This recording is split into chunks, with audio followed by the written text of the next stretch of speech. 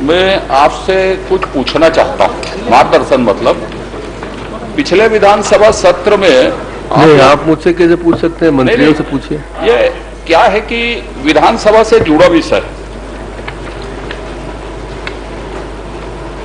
एक पिछले सत्र में सरकार ने कहा था कि हम CMIE के आंकड़े को स्वीकार नहीं करते। मैंने पूछा था कि 2 करोड़ का विज्ञापन आपने कैसे दे दिया, तो बोले अब दे दिया तो दे दिया, हमने नहीं दिया, जनसंपर्क ने दिया है। अब जब उसकी मान्यता नहीं है तो विधानसभा के उत्तर में उसको कैसे लगाया गया है, इसमें पहले सरकार स्पष्टीकरण दे दे तो फिर मैं आगे का प्रश्न पूछूं, और या नहीं तो आप कहें तो, क्योंकि विधानसभा के अंदर ही आया है यह विषय कि जो मान्यता प्राप्त नहीं हो उस आंकड़े पर कैसे हम बहस करेंगे यहां और कैसे जानकारी लेंगे। उमेश पटेल जी। माननीय अध्यक्ष महोदय, 2 संस्थाएं हैं जो बेरोजगारी आंकड़े प्रस्तुत करती है, और माननीय सदस्य जी का जो प्रश्न है वो बेरोजगारी दर को लेकर प्रश्न है, और दोनों संस्थाओं का हमने आंकड़ा वहां पे दे दिया है। हम ये नहीं कह रहे हैं कि हम मान्यता देते हैं कि नहीं देते हैं, आपके प्रश्न का उत्तर देने की कोशिश। मैं माननीय अध्यक्ष महोदय, पिछले सत्र के प्रश्न क्रमांक 406 छत्तीसगढ़ सरकार द्वारा CMIE के आंकड़ों को मान्यता नहीं दी जाती, ये बोले तो मैं पटल में रख देता हूं। जब मान्यता नहीं दी जाती तो उसमें बहस कैसे करेंगे, जब सरकार क्यों लगाना चाहिए उसको? पहले तो इसमें व्यवस्था का प्रश्न काल में नहीं होता, लेकिन चूंकि प्रश्न में अब उद्धृत है तो आप व्यवस्था दीजिए इसमें, फिर मैं आगे प्रश्न करूंगा। माननीय अध्यक्ष कि हम संभावित और जिसको सरकार मान्यता नहीं देती उसमें बहस करके विधानसभा के कीमती समय को सब खराब करेंगे क्या? माननीय अध्यक्ष महोदय, इसमें सरकारी आंकड़ा जो है वो भी प्रस्तुत किया गया है। अरे वो तो ठीक है, NSSO का भी आंकड़ा प्रस्तुत किया गया है। माई प्री नेफ्यू, आपसे सहमत हूं, मैं दूसरी चीजें पूछ रहा हूं। आपने माहवार मांगा है, इसमें हर माह का डिटेल मांगा है। मैं क्या मांगा हूं, अभी प्रश्न ही नहीं किया हूं, उसमें देना ना उत्तर, तुम सक्षम हो दोगे उत्तर। अध्यक्ष महोदय, दो संस्थाएं बेरोजगारी दर प्रस्तुत करती है। सर मैं बिल्कुल दूसरी बात पूछ रहा हूं, अभी मैं माननीय मंत्री जी की एफिशिएंसी पर, योग्यता पर, क्षमता पर कोई प्रश्न ही नहीं उठा रहा।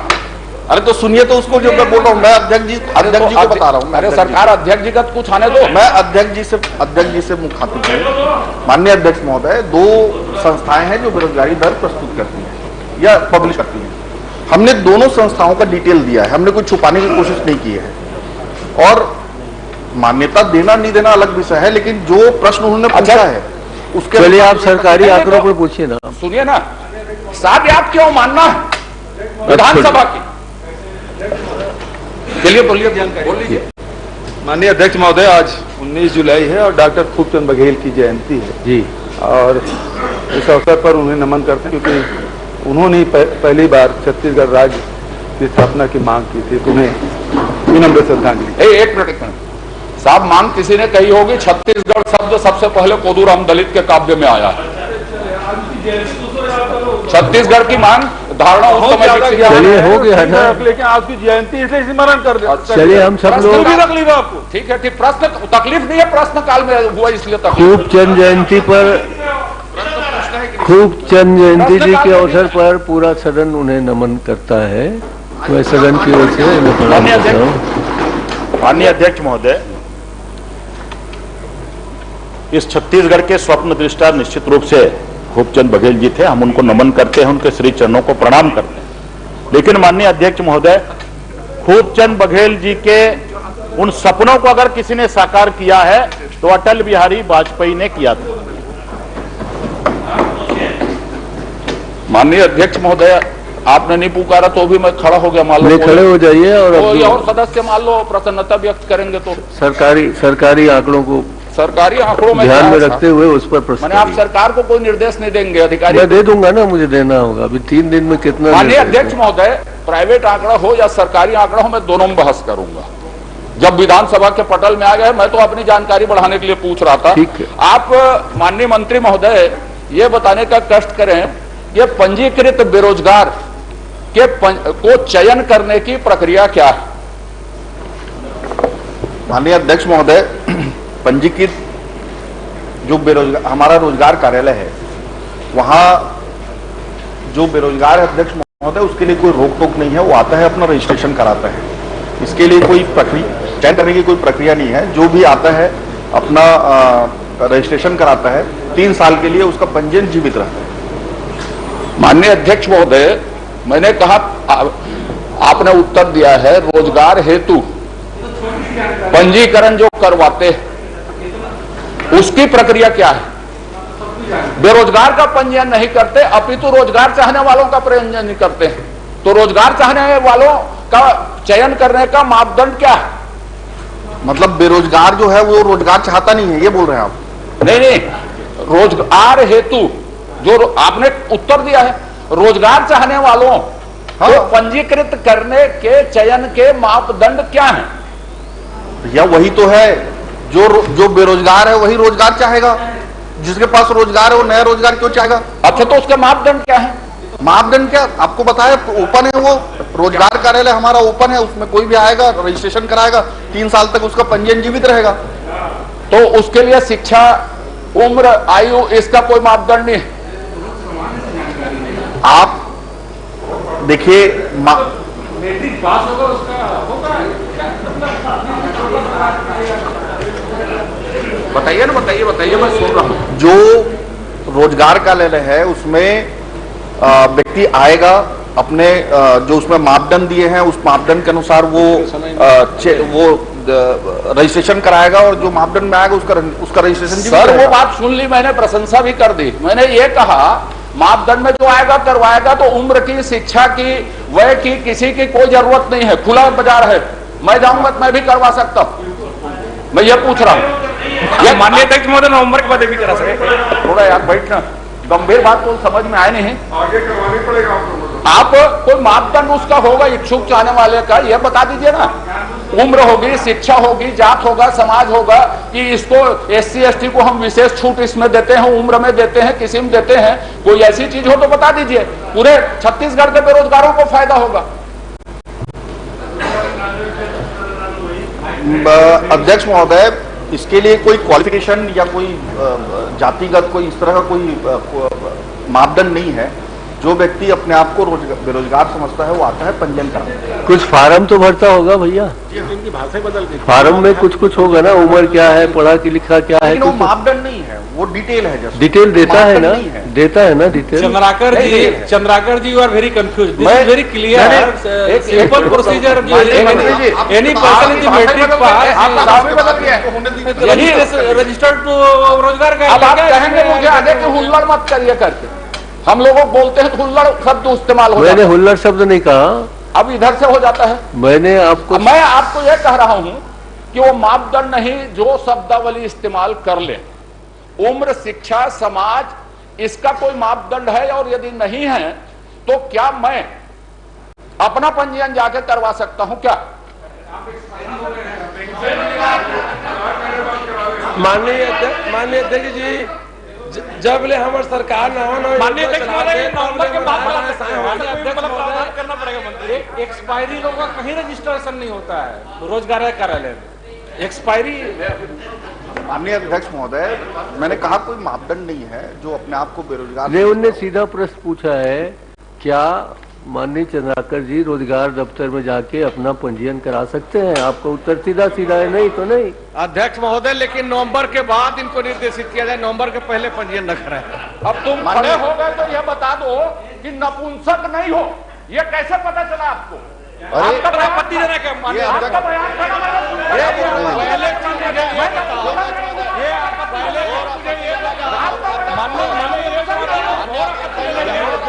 सदन के अंदर में मान्य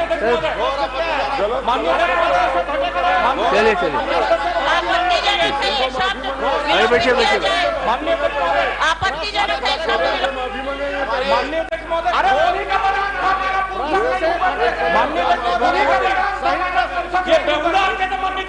प्रश्न सही कितने सीनियर सदन में एक सीनियर सदस्य के बारे में ऐसा बोल रहे माननीय अध्यक्ष महोदय।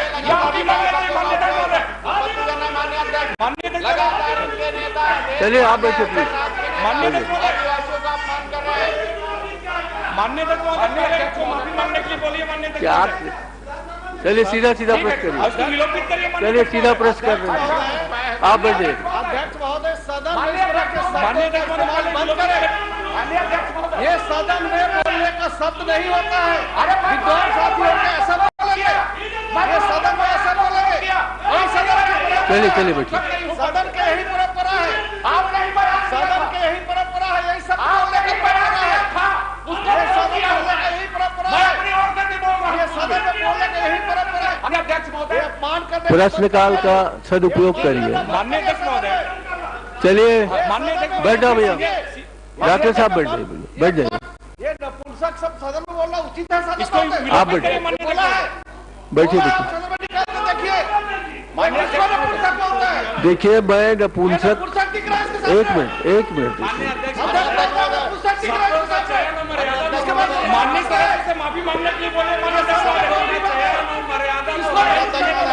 माननीय मेरी बात सुन लीजिए, मेरी बात सुन लीजिए, बैठिए आप, बैठिए बैठिए, मैं खड़ा हूँ, बैठिए। अरे मैं खड़ा हूँ, बैठ जाइए।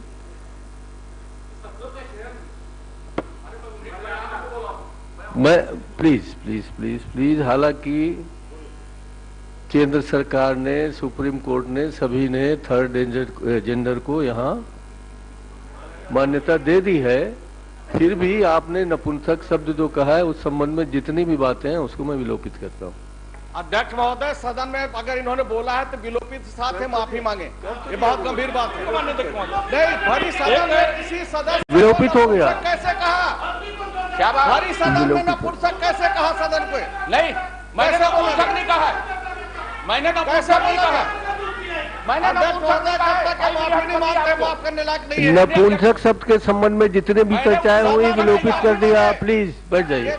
अरे हो जाइए, आप बैठिए, प्लीज भरी प्लीज सदन बैठ में जाइए। कैसे इस तरह का शब्द का इस्तेमाल किया? माननीय अध्यक्ष महोदय, माननीय अध्यक्ष महोदय, यदि उस प्रश्न अध्यक्ष का उत्तर महोदय नहीं आता, अध्यक्ष महोदय पहले बंद कमरे में ट्रायल करा ले चंद्राकर जी मेरे से, हम नपुंसक है कि नहीं? कहता है अध्यक्ष महोदय किया जाता है तो उसमें क्या? अध्यक्ष महोदय उन्होंने बयान दिया था। चलिए आगे बढ़िए आप। बृहस्पति सिंह देखिए आखिरी सत्र है, उनके भाषण अध्यक्ष महोदय मेरी बात सुना जाए। आखिरी सत्र है, आप लोग सदन का समय मैं करें। नपुंसक हूं तो बंद चलिए। कमरे में मेरा ट्रायल हो गया भैया, बैठ जाओ आप, ये आप बैठ जाइए प्लीज। इस्तेमाल किया। नहीं आप बैठिए, चंद्राकर जी आप अनावश्यक डिस्टर्ब मत करिए किसी को। आप प्रश्न चिन्ह खड़ा मत करो, आप अगर है तो जाकर के देख ले। माननीय भगत जी प्लीज माननीय अध्यक्ष महोदय, चलिए। पहला प्रश्न का कोई उत्तर नहीं आया, आप शासन को निर्देशित कर दें। मैं खड़ा हुआ भैया, मैं उत्तर देने वाला था, आप तो कुछ और बोल दिए और आप पीछे इशारा कर दिए। मैं कहाँ इशारा किया? कुछ भी बोल रहे हैं आप। माननीय अध्यक्ष महोदय, आप चाचा भतीजा बन के एक दूसरे की इशारा मत करिए। मैं कोई मैं इशारा नहीं किया अध्यक्ष महोदय, मैं तो आपकी तरफ देख रहा था। हाँ मेरी तरफ और अचानक से देखिए। इन्होंने क्या कह दिया कि माननीय अध्यक्ष महोदय रोजगार कार्यालय में किसी तरह का कोई मापदंड है नहीं। अजय चंद्राकर जी, मैं एक बात पूछ सकता हूँ, अजय चंद्राकर जी भी मैं एक बात तो पूछ उनका सकता भी हूँ आपसे? एक पंजीयन- मिनट, क्या रोजगार कार्यालय में जो फॉर्म दिए जाते होंगे भरने के लिए, हाँ फॉर्म दिए जाते हैं। हाँ उसको, उसमें कुछ कमी है तो सुधार सकते हैं ना? नहीं, डिटेल है वो, डिटेल हाँ, डिटेल को- मापदंड और डिटेल में अंतर है ना अध्यक्ष महोदय। मापदंड में ये होगा नहीं, उसको सुधारने का अधिकार आपको है कि भारत सरकार को है? नहीं है, हमें है। चलिए। माननीय अध्यक्ष महोदय, अजय चंद्राकर जी जाएंगे, उनका भी पंजीयन होगा। अच्छा। लेकिन मेरा निवेदन है कि वो मत करें। हाँ। अभी वो वर्तमान में विधायक भाई, हैं, ये अच्छा माननीय मैसेज नहीं अध्यक्ष जी, जाएगा। वैसे मैं आपको इस कोई रोक प्रश्न नहीं को है यही व्यवगत कर रहा हूँ अजय जी। आपसे एक आग्रह करके। सुन लीजिए। अजय जी, आपको कोई रोक नहीं है, लेकिन मेरा निवेदन है कि आप मत कराइएगा, मैसेज अच्छा नहीं जाएगा। ठीक, नहीं करवाता। अच्छा ये बताइए माननीय अध्यक्ष महोदय, बड़े बड़े विद्वान भी उधर बैठे हैं, पूरा सदन है, ये बेरोजगारों के साथ जो बात हो रही है वो अच्छी नहीं है। मेरी भर्ती की उम्र तय 35 साल 37 साल, पीएससी में छूट भी दिया हूं उम्र में, अलग अलग समय में यदि पीएससी नहीं हुई तो छूट भी दिया हूं, उसकी उम्र है कि इतने उम्र तक आपको नौकरी दी जा सकती है। पर बेरोजगारी के पंजीयन के लिए कोई उम्र नहीं है, क्या हास्यास्पद बात है। Thank you thank you thank you. अब दूसरा प्रश्न मैं कर रहा हूं माननीय अध्यक्ष महोदय, ये CMIE के आंकड़े जारी किए हैं सितंबर 2022 में। एक नंबर में आप चार्ट खोल लीजिए चाहे तो, उसमें और इस चार्ट में देखिए कि सितंबर 2022 में 19,18,295 बेरोजगार है और इसमें बता रहे हैं 1%। CMIEE के अनुसार 1% बता रहे हैं और इसमें है 19,18,295। अब फिर फरवरी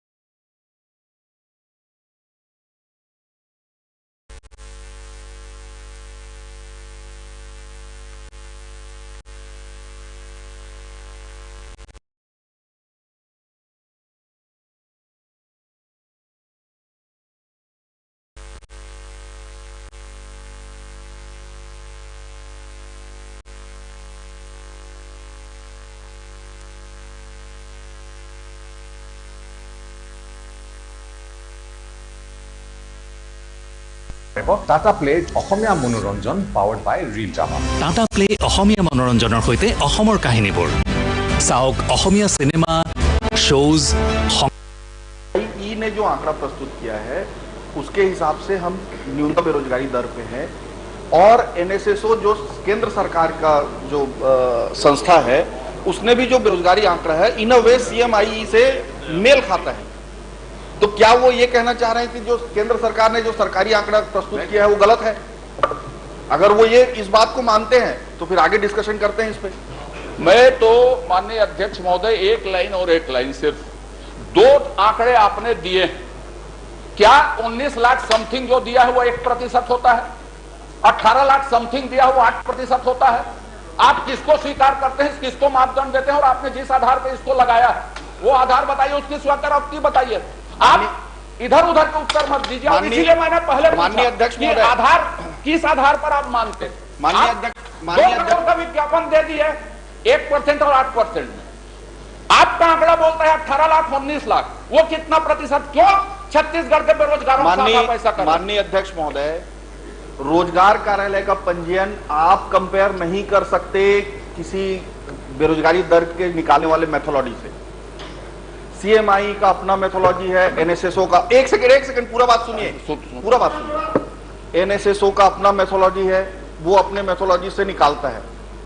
रोजगार कार्यालय में जो पंजीयन होता है उसमें कोई रोक टोक नहीं है अध्यक्ष महोदय, उसकी सीमा है 3 साल तक वो पंजीयन जीवित रहता है। तो इन अ वे आप इसको कंपेयर करेंगे तो आपको हमेशा अलग लगेगा, कंपेयर कर ही नहीं सकते इसको। अच्छा माननीय अध्यक्ष महोदय, मेरा लास्ट प्रश्न, आप इसको बहुत अच्छे से जानते हैं, मेरा लास्ट आप खुद इस विषय को बहुत मैं अच्छे से इससे जानते हैं, सहमत हूं, लेकिन मेरा आखिरी प्रश्न और आपके विवेक पर छोड़ते हुए आखिरी प्रश्न, एक तो प्राइवेट को वाहवाही अपनी पीठ थपथपाने के लिए यहां लगाए क्या, जिसको स्वीकार कर चुके थे कि हम इसको मान्यता नहीं देते, इसलिए इसमें लगाए, फिर उसमें आप निर्णय लीजिए माननीय अध्यक्ष महोदय, सादर अनुरोध है आपसे। धन्यवाद। और दूसरी बात, आखिरी प्रश्न कर रहा हूं, अनुमति आपसे। ये नहीं था। हम यदि सरकारी आंकड़ों को मानते हैं, जो टेबल लगा है, तो सितंबर महीने में आपने 19,01,18,295, फरवरी महीने आपने जो सबसे सीएमई का आंकड़ा दिया है उस समय 18,51,093, 2,77,000 का अंतर। मैं सरकारी आंकड़े पर ही बात कर रहा हूं। तो 2,77,000 लोगों को, मैंने शिवरतन के प्रश्न का भी उदाहरण दिया भी आपको, 2,77,000 लोगों में कितने लोगों को आपने नौकरी में नियोजित किया या कितने लोगों को किस तरह के रोजगार में नियोजित किया, अंतर सरकारी आंकड़ों में है, यह पूछ रहा हूं मैं आपसे। माननीय अध्यक्ष महोदय, अजय चंद्राकर जी जानबूझ के घुमा घुमा के प्रश्न पूछ रहे हैं, कितने बार उत्तर दूं आपको? रोजगार कार्यालय में जो पंजीयन होता है वो 3 साल तक जीवित रहता है अध्यक्ष महोदय। 3 साल के बाद वो अपने आप हट जाते हैं। इसको आप बहुत अच्छे से जानते हैं। आप नहीं जानते तो बोल दीजिए कि मैं इसके बारे में नहीं जानता, अनभिज्ञ हूं, मैं पूरा डिटेल आपको समझाऊंगा। चलो छोड़ दो यार सौरभ। नहीं अध्यक्ष महोदय, 1 घंटे में 23 मिनट हो चुके। आप अपना 10 नंबर का प्रश्न पढ़ लीजिए, मेरा तो लेना हो गए सर। आप एक ही प्रश्न में 23 ठीक है चलो जानते हैं ना। रहने भैया को। इनके उत्तर से ये है कि वो व्यक्तिगत हो गए, एक को नौकरी हमने नहीं दी। नहीं 2,77,000 चलिए देखिए पंजीयन से हट गए, हमने नौकरी किसी को। सौरभ सिंह जी, सौरभ सिंह करिएगा तो नहीं, सौरभ सिंह जी, सौरभ व्हाइट और सिंह। ग्रे ऐसा नहीं, माननीय अध्यक्ष महोदय, ब्लैक एंड व्हाइट के बीच में सौरभ सिंह जी। माननीय अध्यक्ष महोदय, माननीय मंत्री जी ने अभी एक कोट किया है एनएसएसओ। ऐसे ही प्रश्न पिछले सत्र में माननीय मंत्री जी ने कहा था कि एनएसएसओ कोई डाटा इकट्ठा नहीं करती और सीएमआई प्राइवेट एजेंसी हम डाटा इकट्ठा कर रहे हैं। तो मैं माननीय मंत्री जी से यह पूछना चाहता हूं, आप उस समय क्यों एनएसएसओ के डाटा को डिटेल कर रहे थे? क्या आप सीएमआई के डाटा के साथ काम करेंगे यहां पर कि एनएसएसओ के डाटा के साथ काम? देखिए अध्यक्ष महोदय, एनएसएसओ सरकारी डाटा है, उसको राज्य सरकार उसको मान्यता देने की जरूरत ही नहीं है, वो सरकारी आंकड़ा है। सीएमआईई को हम मान्यता नहीं देते हैं। क्या? हाँ ठीक है ना, ठीक बोल दो चलिए शर्मा जी आप प्लीज। आईई को हम मान्यता नहीं देते हैं माननीय अध्यक्ष जी। और एनएसएसओ का डेटा तो सरकारी आंकड़ा है। चलो हो गया, अब इनका सुन लीजिए। इसमें यह है कि दोनों आंकड़े में कोई फर्क आया नहीं है और चंद्राकर जी को लगा था कि ये दोनों आंकड़े चले गए, चंद्राकर अलग अलग आएंगे। अब वो घुमा रहे हैं उस प्रश्न को। हो गया ना, चंद्राकर जी चले गए। आप माननीय अध्यक्ष जी, शर्मा जी, माननीय मंत्री जी के इस विषय पे जितने प्रश्न लगे हैं उनके अगर उत्तर देखें तो हमेशा इनके उत्तरों में विरोधाभास रहा है। आज ये पंजीकृत लोगों को बेरोजगार मान रहे थे। मेरा ही पिछले सत्र में प्रश्न था और उसमें आपका जवाब था ऑन रिकॉर्ड कि जिसने पंजीयन कराया जरूरी नहीं है बेरोजगार। प्रश्न को छोटा से छोटा करिए, आखिरी 2 दिन का सवाल है। 25 आज मेरे प्रश्न के उत्तर में इन्होंने कहा कि 33,000 लोगों को शासकीय नौकरी दी गई है और 22,000 के करीब विज्ञापन जारी हुए हैं। माननीय मुख्यमंत्री जी का भाषण होता है कि हमने 2,40,000। मैं कह रहा हूँ भैया प्रश्न छोटा करिए। माननीय अध्यक्ष जी, किस आंकड़े को सही माने? 15 साल में मुख्यमंत्री का 15 साल में दूसरे बेरोजगार दे नहीं सकते थे। माननीय मंत्री लगाता है, आखिर किस आंकड़े को सही माने? चलिए बताइए अध्यक्ष महोदय, जो आंकड़े के चक्कर में आधे सदन बर्बाद कर दिए। एक ही प्रश्न आप लोगों ने, फिर वही बात है यार। बृहस्पति सिंह जी आप थोड़ा सा शांत रहिए ना, 3 दिन का सवाल है। माननीय सदस्य का एक प्रश्न, लेकिन 25 मिनट एक ही प्रश्न में लग रहा है, वो सही है। 22,000 समथिंग, 22,000 समथिंग के कुछ विज्ञापन जारी हुआ है और 33,000 के लोगों को रोजगार मिला है। विज्ञापन जारी हुआ है अलग अलग विभाग से, चाहेंगे तो मैं उसका डिटेल दे देता हूँ। चलिए दे दीजिएगा बाद में। सत्यनारायण शर्मा जी प्रश्न का मांग दो। नहीं, माननीय अध्यक्ष जी, आप तो ये कर रहे हैं, इस मामले में आप पूरे प्रदेश को गुमराह करने में सरकार लगी। माननीय अध्यक्ष पूरे प्रदेश को आप लोग गुमराह कर रहे हैं। आपने कहा 15 साल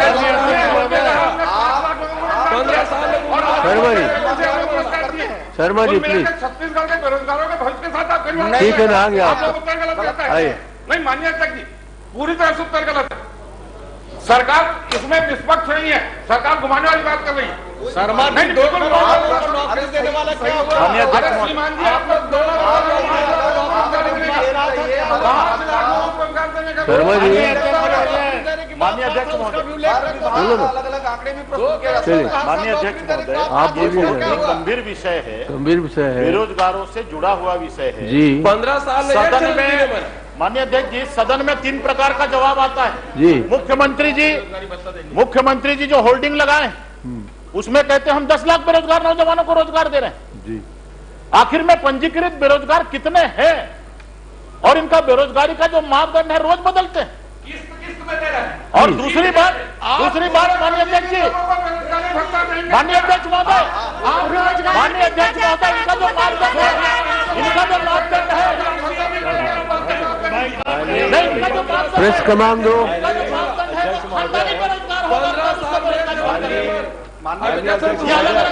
केवल विरोध करने के लिए करना उचित नहीं प्रश्न है। कमान दो। 15 साल तक इन्होंने एक भी रोजगार नहीं दिए और आज आप बात कर रहे हैं। माननीय अध्यक्ष महोदय, प्रश्न कमान दो। माननीय अध्यक्ष, प्रश्न कमान दो।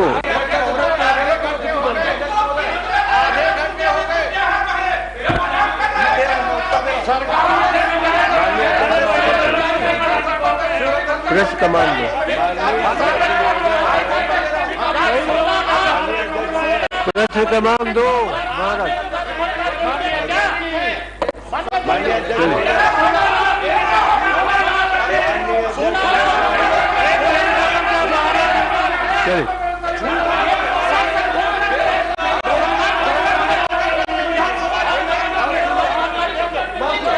चलिए जा रहे। चलिए हो गया। माननीय अध्यक्ष महोदय, अभी शिवरतन शर्मा जी ने प्रश्न किया कि बेरोजगारी भत्ता आप नहीं, एक सेकंड। बेरोजगारी भत्ता अध्यक्ष महोदय, पिछले सत्र में जब ये प्रश्न उठे थे, जब हमने बेरोजगारी भत्ता देने की घोषणा की थी, तब हमारे विपक्ष के सभी साथियों ने इसके ऊपर चिंता जाहिर की थी और जहां तक मुझे याद है अध्यक्ष महोदय, आपने स्वयं ने उसमें चिंता जाहिर की थी। माननीय अध्यक्ष महोदय, मैं कुछ आंकड़े प्रस्तुत करना चाहता हूं। नहीं, माननीय मंत्री जी, मेरा पॉइंटेड प्रश्न है, आपने स्वीकार किया मंत्री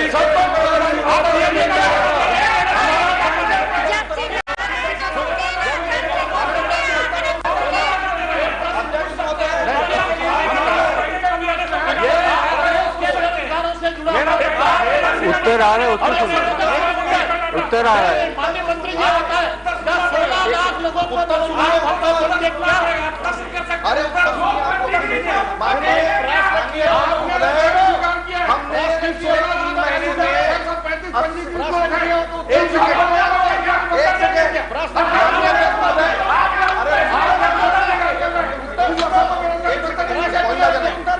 माननीय अध्यक्ष महोदय, पिछले हमने 80 करोड़ रुपए बेरोजगारी भत्ते के रूप में दिया है।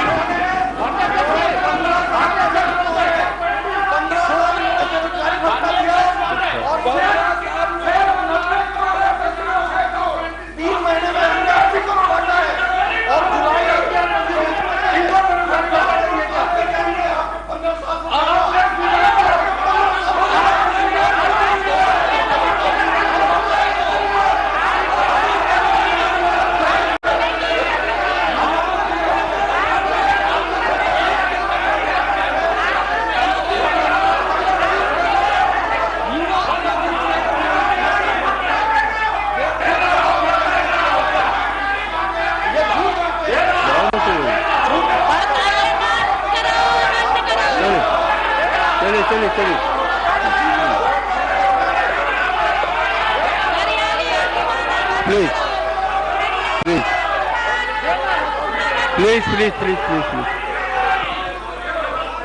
बैठ जाइए। मैं भैया बैठ जाइए। मैं सबसे निवेदन कर रहा हूँ, मात्र 3 दिन का सेशन है, अच्छे से चलने दीजिए, समय का सदुपयोग करिए। आपका उत्तर हो गया। मैं कुछ आंकड़े नहीं, आप करेंगे तो फिर लंबा हो जाएगा। आधा घंटा हो गया।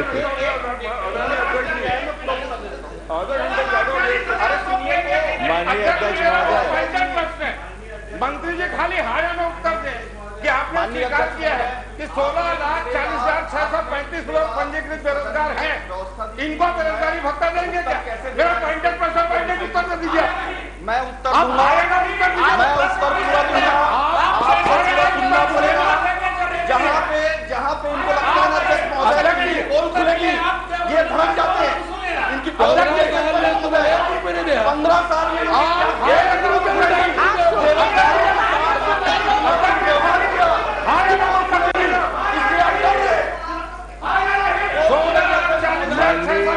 चंद्राकर जी प्लीज, चंद्राकर जी, चंद्राकर जी,